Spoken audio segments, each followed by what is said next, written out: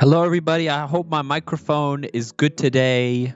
United and Lufthansa airline companies have stolen my baggage, and the only microphone I have is one that cost $5 on Alibaba.com.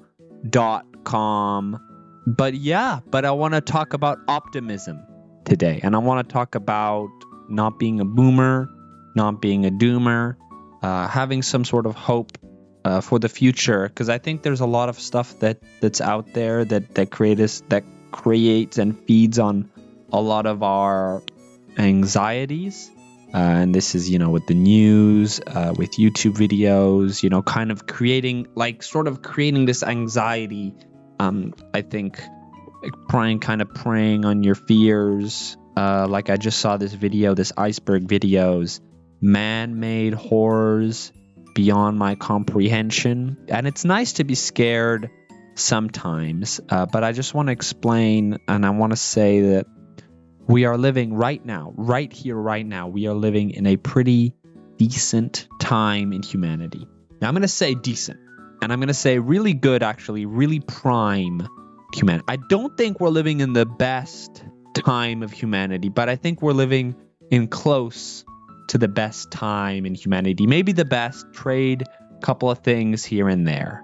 And I think the only really good parts of humanity really was if you were a high position person, like from Rome to the Renaissance, like during that, I sound like an idiot saying this, but if you're a high class person before, then maybe you were pretty good. Like if you're Winston Churchill, if you were, Alexander the Great, if you're a high-ranking noble person, like that 0.001% of the human population, then things were pretty good for you. But besides that, for the majority of us, life has been pretty good. Especially, I'm specifically talking to the Western people, Western countries, Western being North America, Europe in the European Union, or actually not even the European, maybe like 5 countries or like maybe 10 countries max in Europe that are doing pretty well right now, and Japan and Korea, and maybe a little bit of Singapore there, here and there, maybe a little bit of China, maybe just a little droplet of China can be in that situation where they're doing pretty well, a high class country. If you're not, it's pretty hard, pretty tough out there, especially unless you are, part of that 1% of people that are doing well in any given thing. There's always that 1% person that's doing well, but that's the exception. That's not the rule. It's kind of the opposite in I think Western countries. And I know I called fucking Japan, Korea Western, but it's because I'm racist. That's the only reason. And yeah, and I don't even know where Japan is on the globe, to be frank. But we're doing pretty well. I don't think we're doing as best as we once were. I think right after World War II, when you were a boomer, you could just buy a house and fuck off. You could buy a house for like $3, and now you could sell it for like $4 billion. You could buy a fucking McMansion for like $25 and a M&M's packet, and you could be set for life. Now, you have to work a lot harder to get those houses. And you can explain this for various different reasons. But besides that anxiety, and you can, besides the owning things anxiety, which is one of the biggest anxieties that we have, and I believe that this problem will be fixed. I don't know exactly how, by building more and more houses, probably, or making it so the price of a house can't be as high as it is. I don't know, creating new cities, updated cities, because there's so much space in America. There's so much space in the world. Like there's just fields upon unused space that anybody can make a house in. There's so many villages. People can just build shit there. and make it a good city. Like, it's not that impossible. Like, the worst, like, they're just, and people can explain like, oh no, you can't just, you need like a river. You need like things to build a city around. You need to be under a mountain. I've been in fucking Tucson, Arizona, the blazing hot summer, 2 million degrees Fahrenheit, which is high for Americans and Europeans. All through the summer, no water, and when you go there, you're just, this is fucking paradise. You can do whatever the fuck you want. Pools in every house, jacuzzis in every house, golf fields filled to the brim with water, giant Costco's, giant Walmarts, anywhere. You can buy anything you want in fucking Tucson in the middle of the desert. This goes Ditto, which is not just a Pokemon, which means the same thing. Ditto in Texas.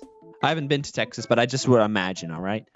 Ditto in there, maybe some parts of Spain are pretty arid. I'm not sure. Well, but anyway, we can build a city anywhere. Maybe not in like the tip of, even Alaska is doing pretty well. It's freezing. You freeze your ball. Even Canada, you freeze your ball up. But in most places, we can just build fucking cities. So maybe that's the solution. But anyway, but besides that, I think we're doing pretty well. Things are kind of getting a little shittier, but still we need to have that optimism, I feel. And we need to have that thing that I think the people back in the day, the workers, all of that, every time they were thinking about doing the things that they are doing, actually, I don't believe this is true, but this is what I imagine, because any single thing has nostalgia for the past. This might just be pure bullshit, but I feel that, the people who built America, the real workers, they had this thing in their head that I'm going to build this tower. It's going to be filled to the brim with people. It's going to create economies. It's going to make life better.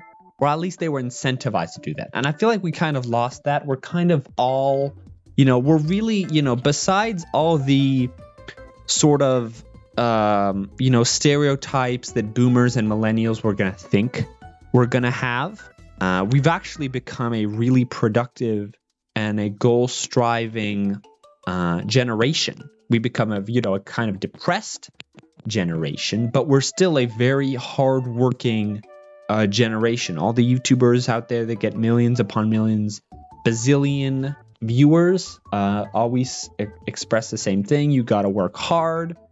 Every single person is saying that you got to work hard. Nobody's saying you got to be lazy. Nobody's saying the 4-hour work week will work. I just saw a Speed interview and he said you got to work your fucking ass off. Kai Cenat, the same thing. All these people, all the role models, whenever you get a little glimpse of them outside, they're always giving advice and they're saying to work hard. And this has created, I think, a generation, a very obnoxious people sometimes, but still, goal striving, really, I think, generation. At least it's in my opinion. That's the people that I see. I think it's a good thing overall. The David Goggins grind, I think, has affected a lot of a lot of people. There are some people that criticize that movement who are just going to be lazy, but still we have that image in mind. But the problem, I think, with this movement is it is very individually centered and has nothing really there about building the nation up. And I'm not saying we should go full commie, full Marx, but I still think that there should be a part of it, a part of the equation, when you work hard, that you're not just doing this for yourself to gain capital. You're doing, which is an important part. Let's not, we all need money, right? But I'm just saying that you need to have an aspect of, I'm doing a service for people and I'm trying to make people like strive. I'm trying to do something good for the world. And I think you can do that in any medium. And I think you can be a scumbag in, you can lie, cheat, and steal in anything. And you can be honest, truthful, and forthright in any business. I think that's true. And it just all depends on how you view the customer, how you view people around you. And I think that's something that we've kind of lost a little bit, we were very goal striving, but we lost a little bit of that. And I think that we need to recapture that. We need to think about being a example, a sort of semi-leader, or try to help the people around us. And helping doesn't mean just your family, but sort of what you do. Your job needs to be able to help other people. You need to have a nice little smile on your face when you give the fat guy his fries because he's going to have a jolly time. Or you need to, when you're a server, you serve somebody and you think that this could not happen without me because the chef isn't going to go out and serve these people food. The same thing in every domain. This is something that I think is a lot, at least more coherent in America. When I go to America, people are jolly, happy to be at work, even at In-N-Out, where I don't think they get tips. They're just happy to work there. They're just so happy. They have a big smile on their face when they serve you your burger for the 18th time in the day. And the second thing is, but I feel like we kind of don't have this in, at least France. I'm not some fucking weirdo who's just imagining life in other countries. I've been to America this Christmas, and I've been to Europe, and I've kind of noticed that in Europe, people are a lot less smiley when they do their job, which is weird because you have a lot more rights in France when it comes to your job, a lot more pensions and shit like that, a lot more things that will make Stalin, Lenin, and Marx cream in their grave. I'm just joking, of course. It's not. That's a joke. Thank you so much for watching. I think the point of this video is that we need to be happy when we make stuff and when we do stuff, I think. We can't just be scumbags all the time. Just think about our me. We need to think about other people. Not full Marxist, just like when you do something, I'm doing this not for myself. I'm doing this for other reasons. Maybe. I don't know. Maybe I'm stupid. I just want to make something clear in this channel. It's that whenever I say stuff, I'm most of the time wrong because I'm only human after all. And I please want people in the comments to dissect. Maybe not dissect. Don't lose your time. Just say, if you think about this video, what you think I got wrong, what you think I got right. Give me a little grade in the comments down below. Thank you so much for watching. Hopefully you enjoyed this beautiful gameplay and hopefully you enjoyed some stealing of copyrighted Nintendo music, but it's played at a sufficiently low volume so it won't get detected by the bot that runs Nintendo and YouTube.